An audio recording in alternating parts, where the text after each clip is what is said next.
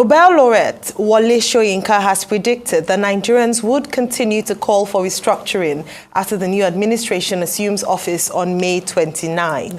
Soyinka stated that the government of President-elect Bola Ahmed Tinubu must renew its focus on the persistent calls for restructuring the Nigerian Federation in order to avoid serious difficulties with its programs and policies. Also, Soyinka denounced the menacing utterances of the vice presidential candidate of the Labour Party, Dati Baba Ahmed, describing it as unbecoming. He further stated that the Nigerian presidency should go to the southeast region in order to heal from the wounds of the civil war. Joining us now on the show to air his views on the state of the nation of Nigeria and the 2023 governorship and presidential election is Nobel laureate Professor Wole Soyinka.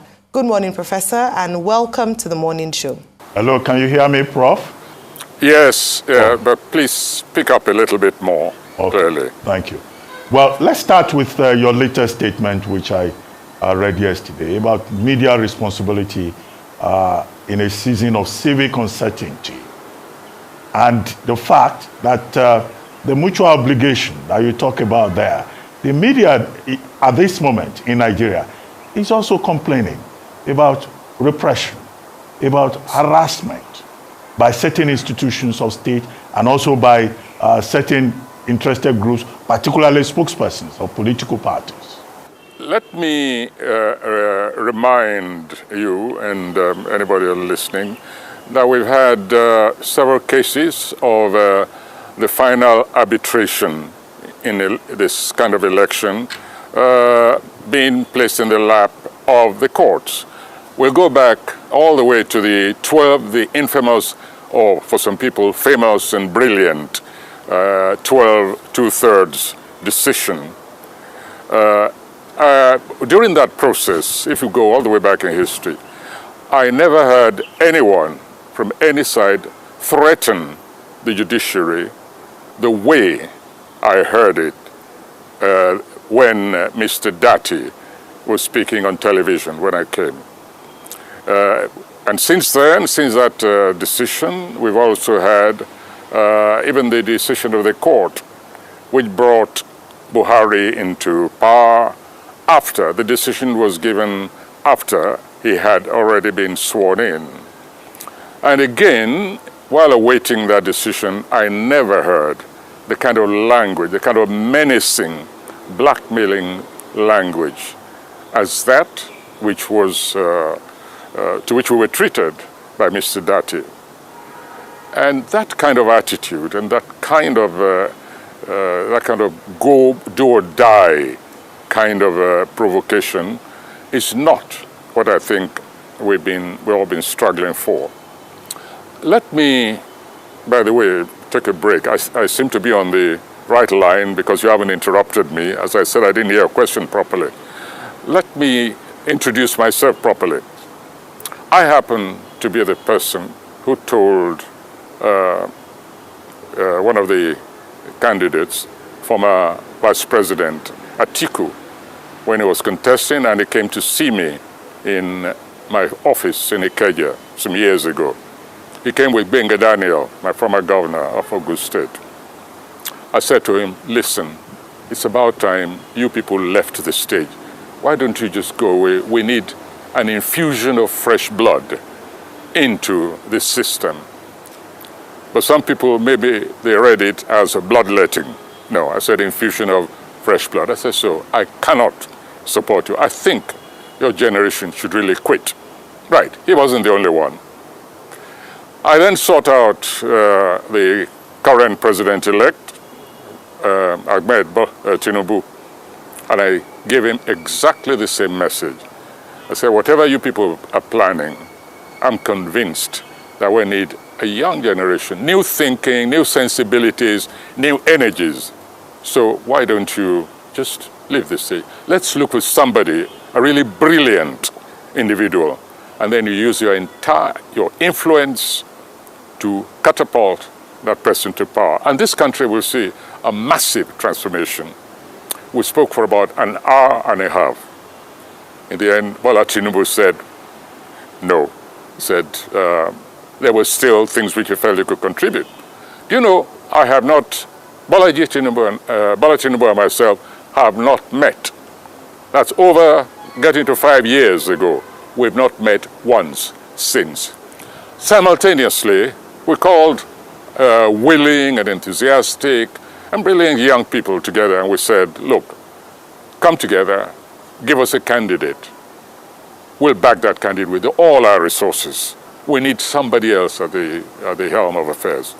And so, for me, the emergence of the Peter Obi movement is the consequence of events like that, including, as I've stated, the NSARS movement. And all this was done in a democratic spirit. Persuasion, campaigning, mobilizing, sometimes even tutoring prospective candidates. Whether or not my position at the time towards Atiku or Tinubu was correct or not, that's not important.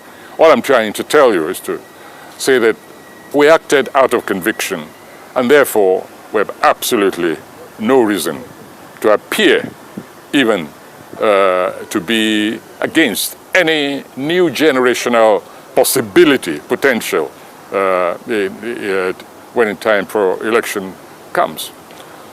I have been distressed, however, by this certain aspects of this movement, which for me tended towards the fascistic. And we haven't come this way, all this distance, made all this sacrifice, to watch the entire procedure being jeopardized permanently with unpredictable consequences if we get to a situation where threatening, menacing language is being used, where people are beginning to be afraid to talk, to advise, to contribute, simply because there's disagreement over tactics. And so this is what I was objecting to in Dati's performance. You can't say, give me this mandate.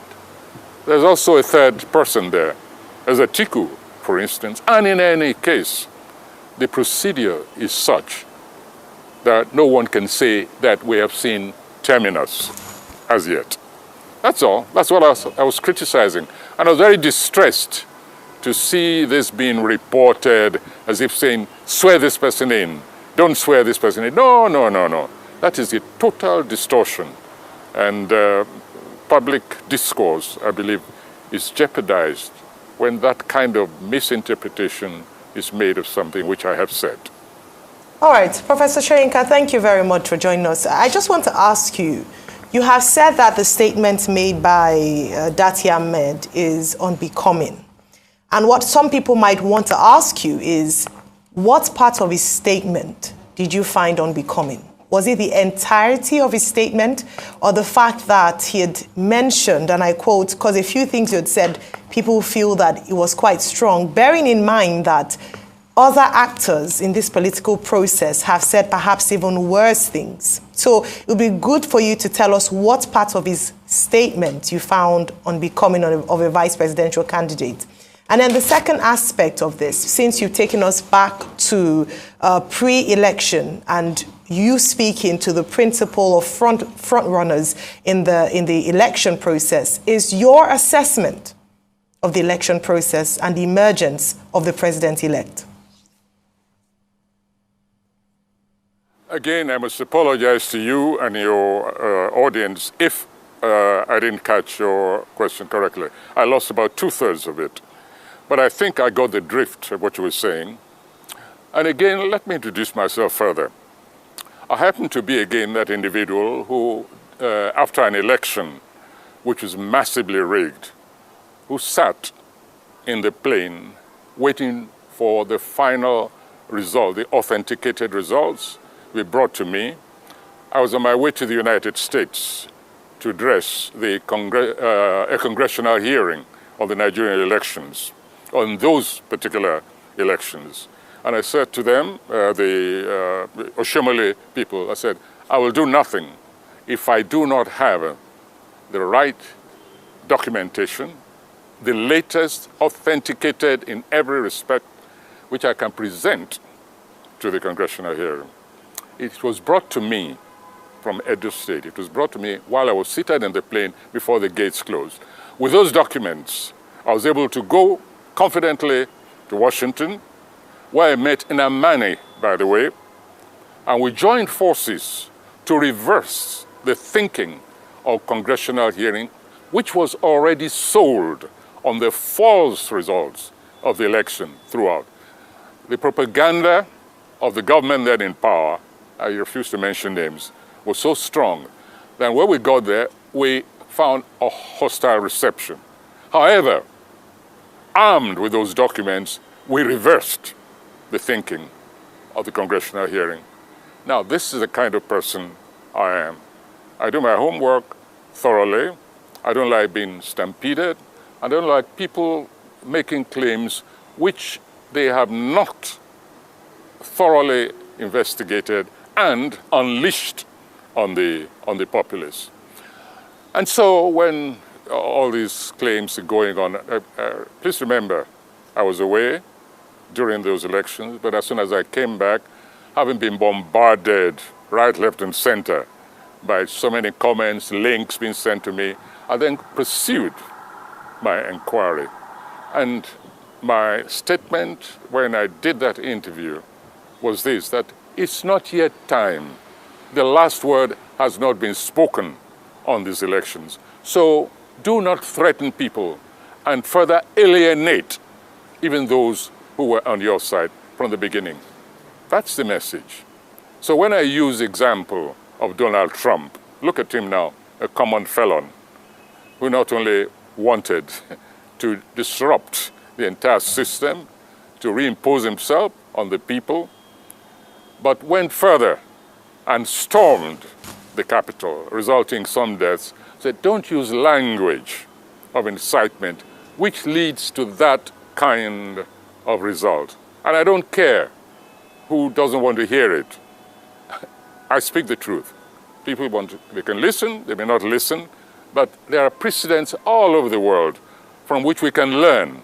And in this particular case, using the American system, it's normal to use, shall we say, models of events to teach ourselves certain various lessons.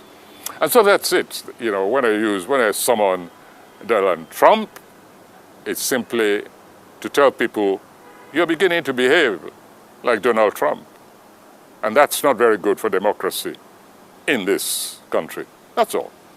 But Prof, the fascism that you observe in the conduct of the third force, at least some elements there, were you surprised? Isn't this part of the national character? And can we ever find a cure for Nigerians likely to behave like they are fascists? Sorry, most of that I missed completely. So it's very difficult for me to even guess the thrust of your... Okay, I was asking you about fascism. The fascism you criticize in the conduct of certain elements in the emergent third force. Were you surprised, considering the fact that Nigerians tend to behave generally like fascists, whether they are in politics or they are in any other aspect? Can we ever find a cure for that kind of behavior?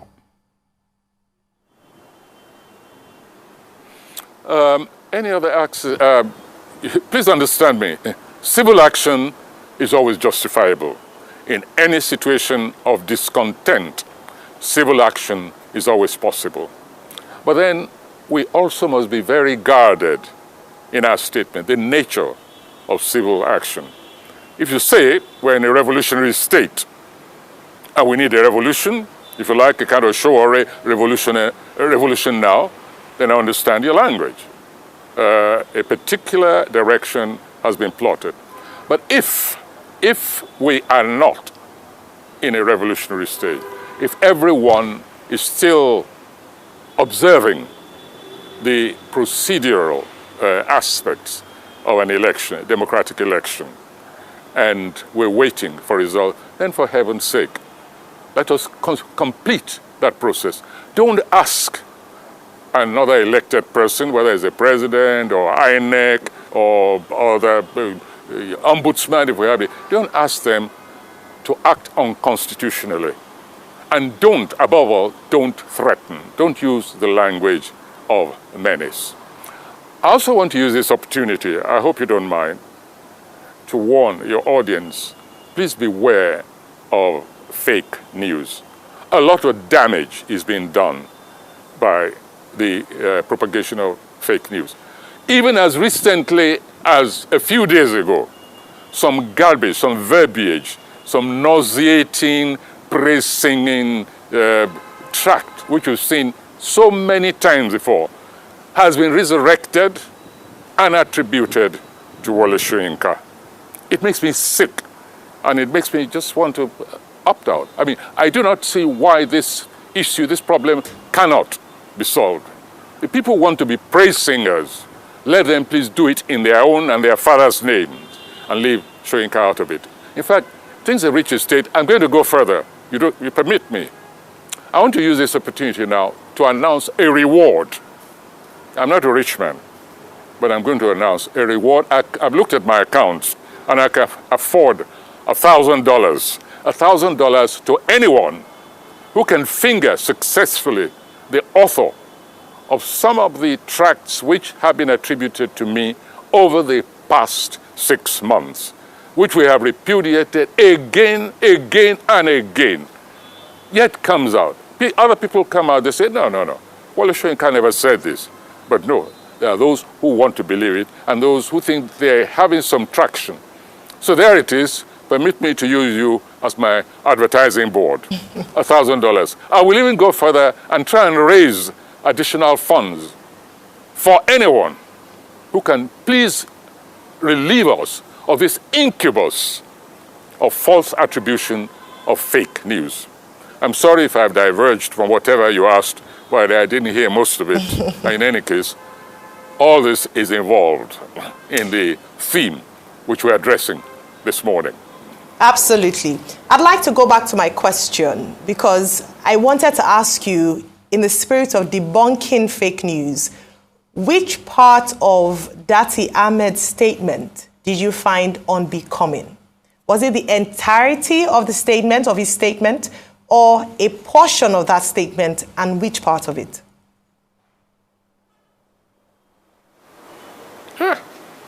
It's all very well going back to your question, but it's still going back to the kind of breaks which we had. The transmission is really problematic. It could be my personal problem of hearing. I don't want to blame the equipment completely, but I think we really have a problem. And since you say you had a specific question, this time I don't want to go off on a tangent unless I can hear it very clearly, distinctly. Okay. All right, I'll repeat the question, and I'll just, if the audience would permit for me to pick the word so you can make it out clearly. I asked, going to your previous response, which part or what part of Senator Dati Ahmed's statement was unbecoming? Okay. Nearly the totality. Listen, the interviewer asked him several times.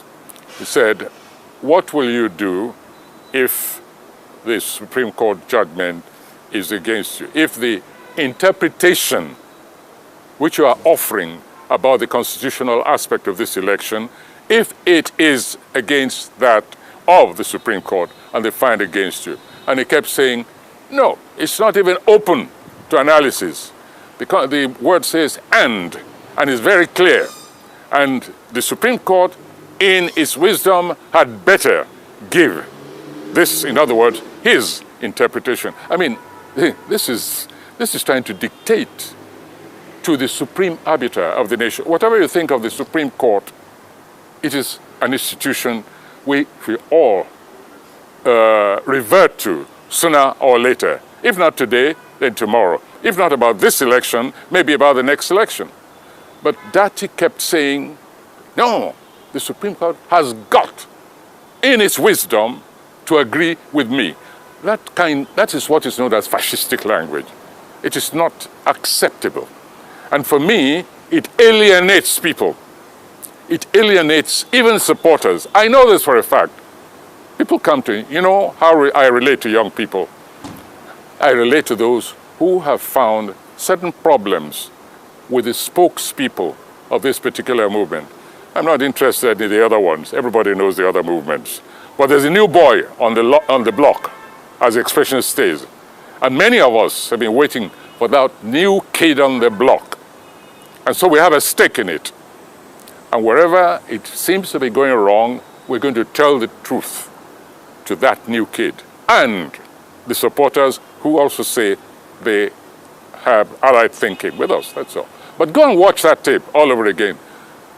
Introduce that tape to any kind of neutral jury, members of whom don't even know anything about the Nigerian situation.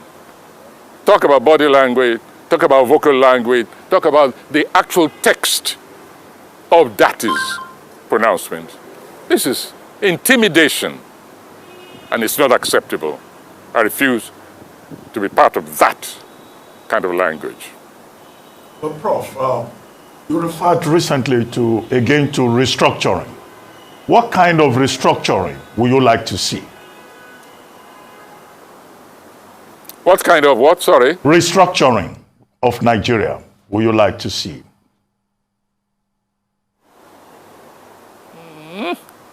Sorry, problem again. I was asking, you've recommended restructuring of Nigeria. What's the word? What comes after that? Restructuring. What kind of restructuring? Instruction? Restructuring. Structure. Restructuring. Restructure. Yes. What kind of structure? Restructuring would you like to see? Of, you mean for the nation? Yes. Yes, for the nation. For the nation? I'm talking about decentralization. That's all I want out of the incoming government, whichever it is. Let us have a genuine, not rhetorical, but a genuine, practical, detailed decentralization, the redevolution of powers, more devolution of powers to the various arms, the various tiers of government, state, local government, the reinforcement of civil entities, civil society in the various groupings. That is the kind of structure which I want. You can summarize it in that one word, decentralization, yes. All right, let's come back to what you said about ethnic profiling in Lagos State and you condemning it. I'd like to get your thoughts on that, especially some ethnic-based campaigns in the last election and what's happening in Lagos State currently and other parts of the country, I must say.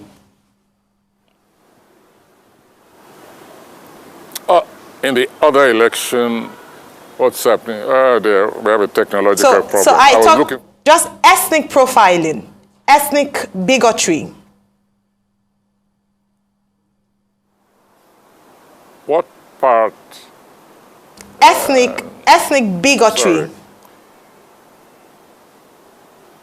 So you've condemned what happened in Lagos State, and I mentioned it also happened in other it's parts. Interesting. Yes. Well, I think what you ask is what happened during the election. And remember, I'm relying both on reports and written, the newspapers, the media. I'm relying on the links which were sent to me. Something happened during the election, especially the governorship election, which for me was most distasteful and distressing. And this was the targeting. I think, without question, the targeting of non-state people, especially those who are considered strangers to the community during the governorship elections. If you like, I'm trying to avoid the ethnic word because I didn't want to go there. However, if I ask a question, there was a kind of, there was a real targeting of certain sections of Lagos where the Igbo population was prominent. And I think that was disgraceful and deserved to be condemned by every serious thinking person.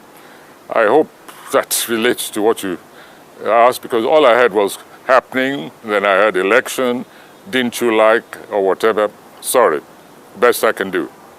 Okay, Prof, let me ask you about President Muhammadu Buhari. What would be your assessment? If you were to rate him, what would be your score?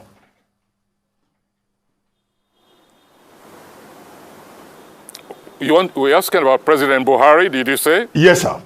President Buhari's performance so far.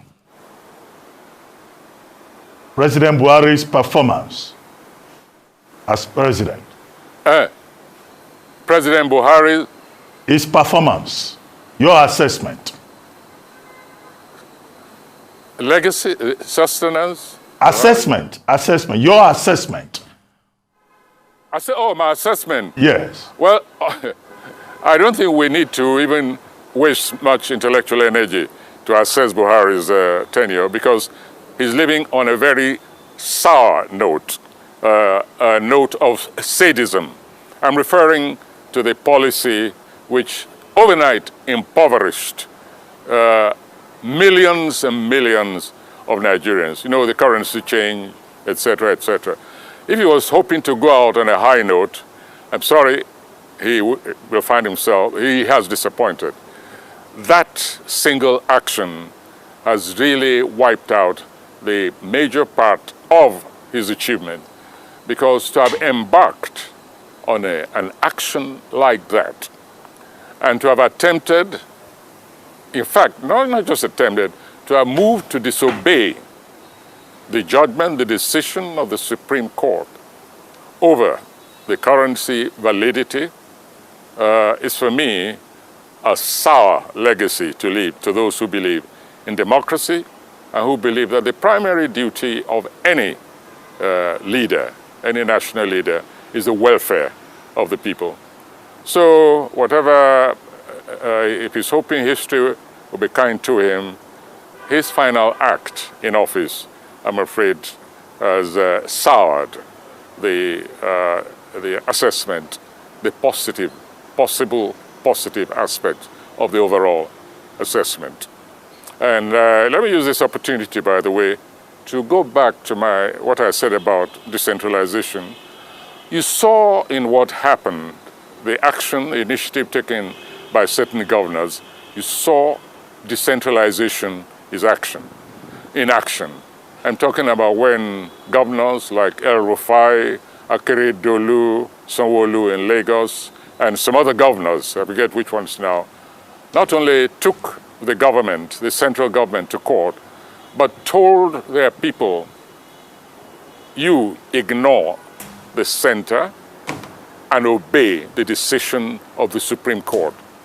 They said, in our state, the old currency remains valid for as long as the Supreme Court pronounces it so. He said, so forget what the center says. Now, that, for me, is true federalism in action, on behalf of the people and respecting the law of the land.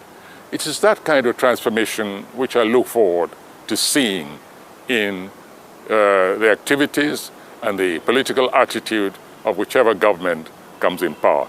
Anything short of that, we're just treading the same old sports of centralization in new guises.